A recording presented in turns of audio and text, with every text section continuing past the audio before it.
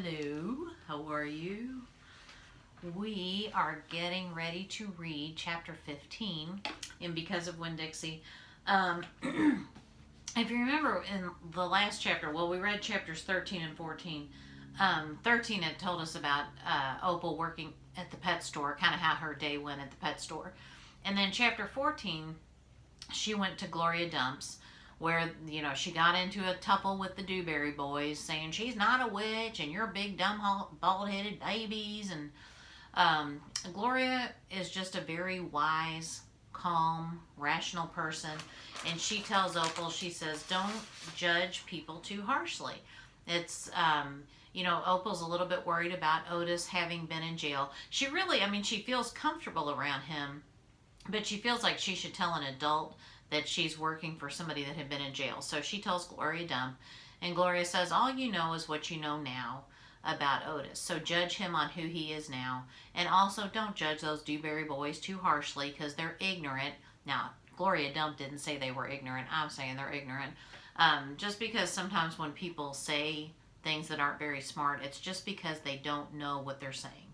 And that's what ignorant means. It's not a nice word to call somebody. You don't want to go around calling anybody ignorant. But a lot of times when people say things without a whole lot of knowledge of something, it's, they're not the smartest of people on the subject. Okay, we have chapter 15 today. It's not very long, but we're going to head back to Opal and Winn Dixie and see what they're up to today in chapter 15, okay? So we're on page 98. 98, can you believe it? We've met, I was thinking of all the characters that Opal has met. It's, of course, there's Opal, Winn Dixie, the preacher, Miss Franny Block, Amanda Wilkinson, we don't really know her very well, but just in passing, the Dewberry boys, Otis, Gloria Dump, of course, Sweetie Pie. Anybody else? That's all I can think of right this second. But there have been quite a few characters that have been introduced. Some of them we'll get to know a little bit better as the story goes on, okay? All right. Oh, it looks like we're going to be at the library today. So get your little library hats on. The Herman W. Block... Oh, sorry, we don't have any vocab words today. If a word comes up that I feel like we should know more about, I'll say something. The Herman W. Block Memorial Library's air conditioning unit didn't work very good, and there was only one fan, and from the minute me and Winn Dixie got in the library, he hogged it all. He lay right in front of it and wagged his tail and let it blow his fur all around. Can you picture that? Some of his fur was pretty loose and blew right off him like a dandelion puff. I worried about him hogging the fan, and I worried about the fan blowing him bald. But Miss Franny said not to worry about either thing, that Winn Dixie could hog the fan if he wanted, and she had never in her life seen a dog made bald by a fan. Sometimes when Miss Franny was telling a story, she would have a fit.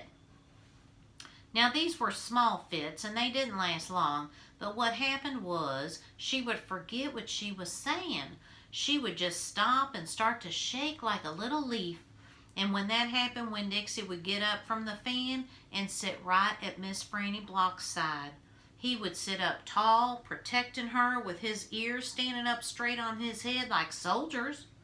And when Miss Franny stopped shaking and started talking again, Winn Dixie would lick her hand and lie back down in front of the fan. Now that's really sweet. So Miss Franny, remember, she's older, and she would have these little episodes where she would shake and kind of forget what she was saying. And when she did that, Winn Dixie would get up and go sit by her side, just to be protection for her. And then when she stopped shaking and she started talking again, Winn Dixie would go sit back in front of the fan. Isn't that sweet? He's just making sure Miss Franny Block's okay. Whenever Miss Franny had one of her fits, it reminded me of Winn Dixie in a thunderstorm. There were a lot of thunderstorms that summer, and I got real good at holding on to Winn Dixie whenever they came. I held on to him and comforted him and whispered to him and rocked him just the same way he tried to comfort Miss Franny when she had her fits. Only I held on to Winn Dixie for another reason too. I held on to him tight so he wouldn't run away. You know, why do you think she's scared about him running away? I feel like because her mom left her, and I feel like she's worried that Winn Dixie's going to do the same thing. So she just holds on to him so tight so he won't run away. It all made me think about Gloria Dump. I wondered who comforted her when she heard those bottles knocking together, those ghosts chattering about the things that she had done wrong. I wanted to comfort Gloria Dump, and I decided that the best way to do that would be to read her a book. Read it to her loud enough to keep the ghosts away. And so I asked Miss Franny, I said, Miss Franny, I've got a grown-up friend whose eyes are going on her, and I would like to read her a book out loud. Do you have any suggestions? Now, what book would you suggest somebody read? I bet you've got some, like I would suggest this one, to somebody to read because it's good. There's just some books that we just find particularly interesting. Suggestions? Miss Franny said. Well, yes, ma'am, I have suggestions. Of course I have suggestions. How about Gone with the Wind? Now, here's a fun fact about Gone with the Wind. Guess whose favorite book that is? Mrs. Smith. Gone with the Wind. That she just loves that book. And her daughter's name is Scarlet. Scarlet is the main character in Gone with the Wind. Isn't that funny? A fun fact. Well, what's it about? I asked her. Why, said Miss Franny, it's a wonderful story about the Civil War. The Civil War? I said. Do not tell me you have never heard of the Civil War. Miss Franny Block looked like she was going to faint. She waved her hands in front of her face. Oh, well, I know about the Civil War, I told her. That was the war between the South and the North over slavery. The Civil War back in the 1800s was in the United States, and it was the North of the United States and the Southern states in the United States, and they had a disagreement over slavery, and that's what that was about. And Gone with the Wind takes place during that time. Slavery, yes, said Miss Franny. It was also about states' rights and money. It was a terrible war. My great-grandfather fought in that war. He was just a boy. Your great-grandfather? Yes, ma'am, Litmus W. Block. Now, there's a story. Winn Dixie yawned real big and lay down on his side with a thump and a sigh. I swear he knew that phrase, now there's a story, and he knew it meant we weren't going anywhere real soon. Go ahead and tell it to me, Miss Franny, I said, and I sat down cross-legged next to Winn Dixie. I pushed him and tried to get him to share the fan, but he pretended he was asleep and he wouldn't move. I was all settled in and ready for a good story when the door banged and pinch-faced Amanda Wilkinson came in.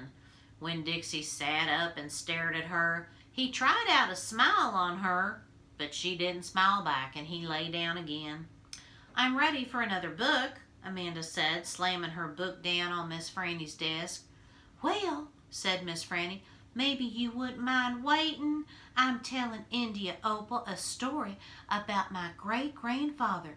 You are, of course, more than welcome to listen. It will be just 1 minute. Amanda sighed, a real big dramatic sigh, and stared past me. She pretended like she wasn't interested, but she was, I could tell. Come sit over here, said Miss Franny.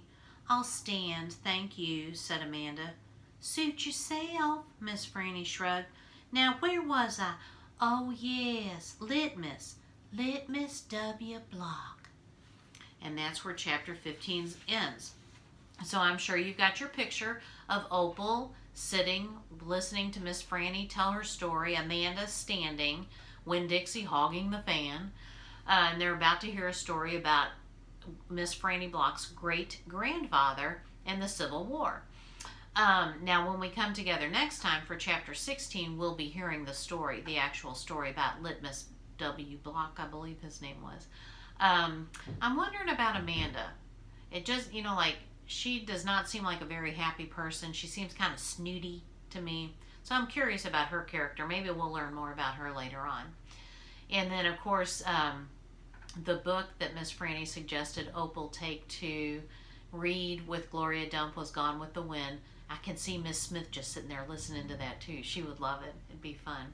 All right, so you're going to do your chapter summary for chapter 15. Write the summary at the bottom, a nice picture to go with it. The ones I've seen, most of them have looked very good. There's a few of them I think you need to put a little more effort into them. But, you know, put some effort into it, okay? And also, again, I don't know, you know, when or if we'll get back to school this year, but I do want you to be thinking about a little project that you might do with this book. Kind of like a book report type situation, but just, you know, if you had to do a diorama or a poster about the book, just kind of be thinking of what you might think would be a fun way to portray part of this book. Okay, don't do anything major yet. Just get your wheels turning. Okay, we want to start thinking about that. Make sure you're reading AR, an additional book anyway, which you should be always having an extra book going in the back. Okay, all right.